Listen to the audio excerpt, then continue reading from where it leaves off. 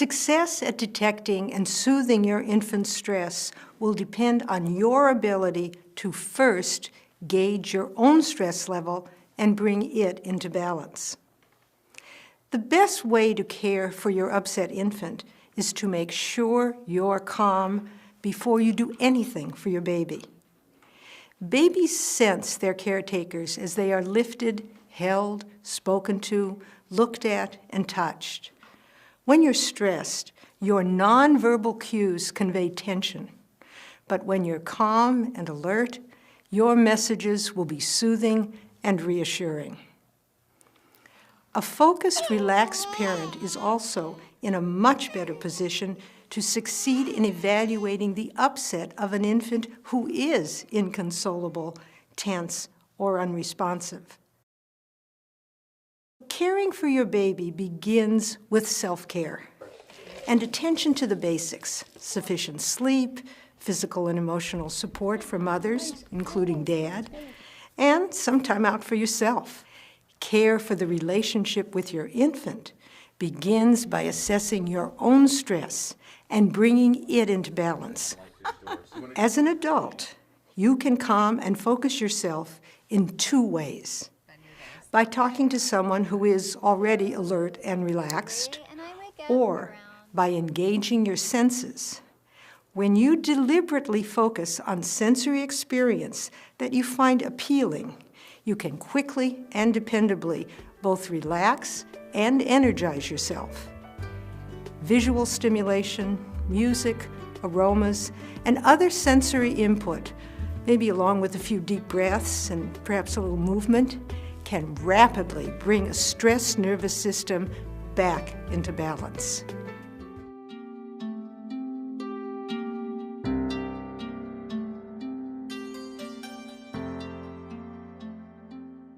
Overwhelming stress is the first of two common obstacles to achieving a successful attachment relationship. Emotional numbing on the part of the parent is the second. The ability to be aware of your emotions and those of your infant is key to experiencing successful attachment. Emotions are at the heart of the nonverbal communication that keeps the relationship with you and your baby on track. Emotions are the connective glue of the falling in love experience. Under stress, you can lose control, saying and doing things you later regret. But connection to your emotions helps you stay afloat by keeping you in touch with the love you feel for your infant. Yeah. Emotional awareness is also the best means you have of picking up on your baby's nonverbal cues. That's right. Infant cries and other sounds differ in their timing, pace, and intensity. When you're aware of and comfortable with a wide range of your own emotions, it's easier to detect and respond appropriately to differences in your baby's emotional cues. The more accurately a parent interprets and responds to their infant's cues, the greater the bond of trust that develops. Infants never challenge authority, but when they become toddlers and begin asserting themselves, earlier experiences of having been emotionally understood will make conflict easier to resolve because of the trust that's already been established. Babies have emotional responses to us when we are too often unresponsive to their needs or their attempts to interact or communicate. And that's why it's important to learn about their nonverbal communication. At birth, or within weeks of life, infants feel core emotions like anger, fear, and joy. But to manage them, they rely on their primary caretakers because their own nervous systems aren't mature enough to keep strong feelings from becoming overwhelming. When parents don't help or can't help a child calm and soothe their emotions, children may learn to numb or avoid their feelings. It's not uncommon for people whose emotions were ignored early in life to be emotionally disconnected. When you don't know what you're feeling It's very hard to understand what someone else is experiencing. In this way, cycles of inadequate attachment are created and passed on.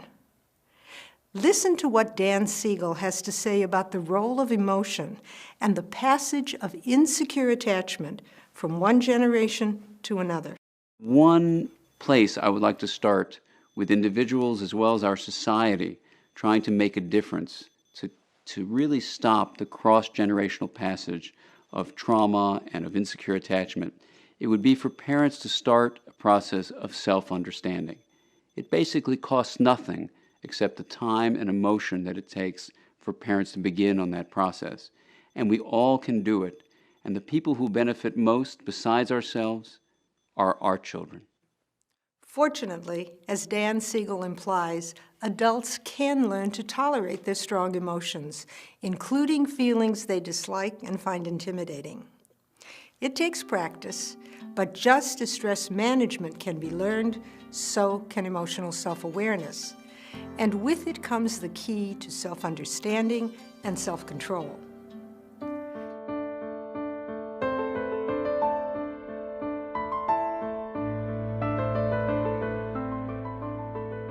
Most infant challenges to attachment can be met with patience and reasonable expectations.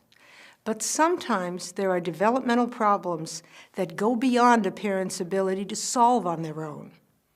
These more severe challenges benefit from prompt professional intervention as soon as they are noticed, preferably within the first year. Developmental problems often go unnoticed in most visits to pediatricians' offices. Parents spend more time with their infants and are in a better position to spot possible problems. The best way to identify infant behavior that may signal a developmental difficulty is to follow social-emotional milestones. A social-emotional milestone is infant behavior that indicates the attachment bond is on a secure track. If this infant behavior doesn't occur, it's a red flag that signals an attention and regulation problem and the possibility of a more serious developmental problem. The first marker to look for is the one that takes place within the first 12 weeks of life. This first social-emotional milestone is the locked gaze between infant and parent that triggers the initial falling in love experience. The second milestone to look for in the first year takes place between 3 to 6 months and is marked by more complex engagement. Infant gazing gives way to smiles, vocalizations, and gestures that last a bit longer. Somewhere between 4 to 10 months, mutual engagement advances to the point of becoming purposeful two-way play, where both infant and parent participate in a game like peekaboo, using smiles, vocalizations, and gestures.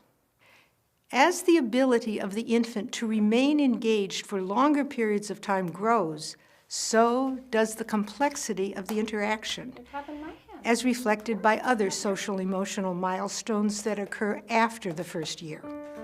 If a parent can't pick up on their infant's cues, or a baby isn't alert enough to engage in the earliest milestone behaviors, it's a red flag that signals a need to get help as soon as possible. Pediatricians can recommend infant mental health specialists or early intervention professionals who can help. Problems that are identified right away can almost always be resolved.